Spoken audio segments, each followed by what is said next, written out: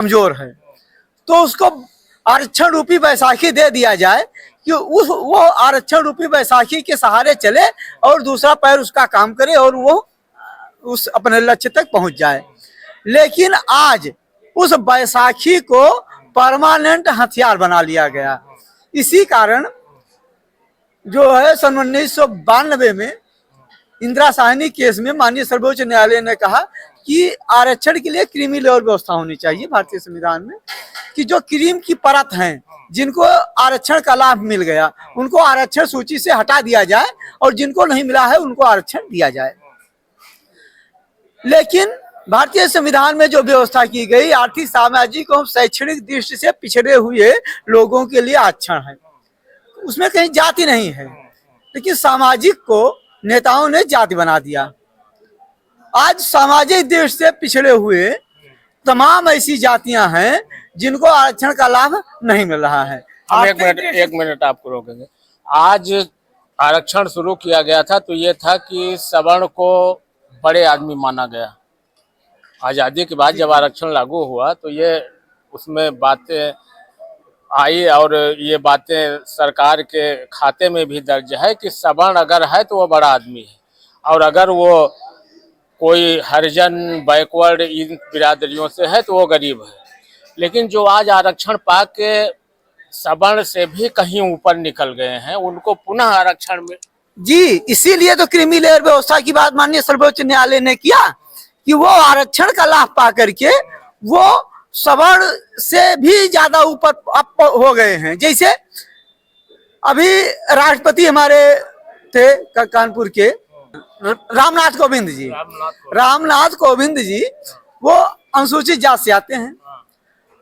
रामनाथ कोविंद जी आर्थिक रूप से, सामाजिक रूप से, शैक्षणिक रूप से प्रत्येक दृष्टि से आगे आ चुके हैं, लेकिन उनके आश्रितों को आज भी आरक्षण का लाभ मिल रहा है। हमारे जनपद के सांसद माननीय उदय प्रसाद जी आज आर्थिक, सामाजिक, शैक्षणिक हर दृष्टि में बहुत आगे आ गए हैं, इनको आरक्षण का लाभ मिल रहा है।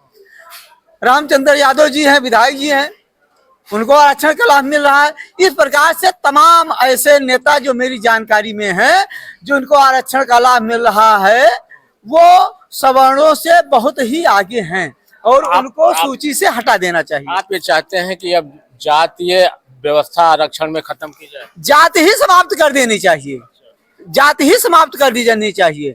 जिस दिन आरक्षण समाप्त होगा उस दिन सारी जातियां अपने आप समाप्त हो जाएंगी, क्योंकि लोग जाति का जो चोला ओढ़ते हैं वो केवल आरक्षण के लिए ओढ़ते हैं। बाकी आरक्षण न लेना हो तो कोई जात के चोला न ओढ़े। आज तमाम यादव हैं सिंह टाइटल लगाते हैं, तमाम एससी हैं सिंह टाइटल लगाते हैं, लेकिन जब लाभ लेना होता है तो वो जाति अपनी लिखते हैं, अनुसूचित जात, हरिजन, अहीर, धोबी ये लिखते हैं।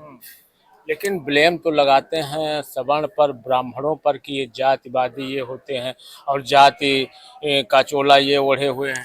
अगर सवर्ण जातिवादी होता, ब्राह्मण जातिवादी होता तो कबीर साहब को इतना उच्च स्थान समाज में ना मिलता, वाल्मीकि जी को इतना उच्च स्थान समाज में ना मिलता।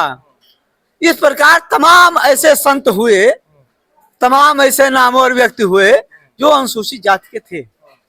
आज अगर सवर्ण इतना जातिवादी होता तो बाबा साहब भीमराव अंबेडकर भगवान की भांति ना पूजे जाते।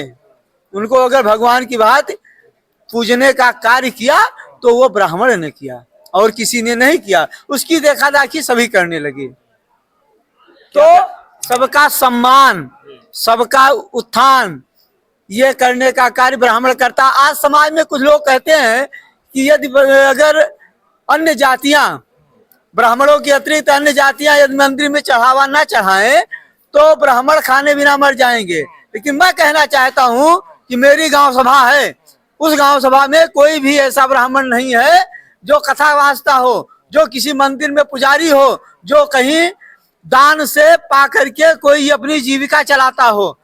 और कुछ ही ब्राह्मण हैं जो, और वो भी इतने संपन्न ब्राह्मण हैं जो दान से जीविका चला रहे हैं कि उनके बराबर बोलने की किसी की औकात नहीं है। मैं आपसे पूछता हूँ, जब कहने वाले लोग ऐसा सवाल कर रहे हैं कि ब्राह्मण अगर दान ना मिला तो वो खाने बगैर मर जाए, तो फिर उनको आरक्षण के दायरे से बाहर क्यों रखा गया ऐसे लोगों को? किनको? ब्राह्मणों को। ब्राह्मण को यही बात तो है, यही बात तो है कि आज ऐसे लोगों के कारण ही तो आर्थिक आधार पर आरक्षण की बात चल गई। अगर ऐसे समाज में बोलने वाले ना होते तो आर्थिक आधार पर उसकी आरक्षण की बात ना होती। और आरक्षण भारत के अलावा अन्य किसी देश में नहीं है, और सारे देश भारत से बहुत आगे हैं। भारतवर्ष केवल कहने के लिए है कि हम विश्व गुरु हैं, बाकी कुछ भी नहीं है। क्या कहेंगे त्रिपाठी जी लास्ट में, आरक्षण अब खत्म होना चाहिए देश से, या आरक्षण में जाति व्यवस्था खत्म होनी चाहिए? नहीं, आरक्षण ही खत्म होना चाहिए, जाति व्यवस्था नहीं। जाति व्यवस्था का क्या मतलब? देखिए, वर्ण है, 4 वर्ण हैं, और ब्राह्मण, क्षत्रिय, वैश्य, शूद्र, फिर जातियां बनी हैं।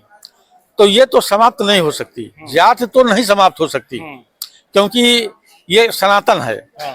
लेकिन आरक्षण समाप्त हो सकता है। तो आरक्षण अगर समाप्त हो जाएगा तो जो वास्तव में दलित और मजलूम लोग पड़े हैं दूर दराज गांव में, वो निकल कर ऊपर कैसे आएंगे? समता का अधिकार हो, आर्थिक आधार पर आरक्षण का लाभ दीजिए। आरक्षण का लाभ देना है तो आर्थिक आधार पर दीजिए, जिसमें सारी जातियां हैं, जिसमें ब्राह्मण भी है, क्षत्रिय भी हैं, और श्रीवास्तव भी हैं, और कुछ अपर कास्ट के मोहम्मदन भी हैं। इनको आप दीजिए, इनको लाभ दीजिए। अब ये लाभ से वंचित है, चाहे जितना बेचारे भूखों मर रहे हो, इनका कोई मतलब ही नहीं है। लेकिन जो सबल हैं, और उनको जो है उनका लाभ मिल रहा है। अब क्या ये जातियां जो हैं, ब्राह्मण हैं, क्षत्रिय हैं, क्या ये लोग वोट नहीं देते अन्य जातियों को? जैसे अन्य जातियों में से जो सामान्य से नीचे जातियां हैं, पिछड़ी जात के लोग हैं, क्या ये लोग MP MLA बनते हैं तो ब्राह्मण लोग वोट नहीं देते हैं? सब लोग वोट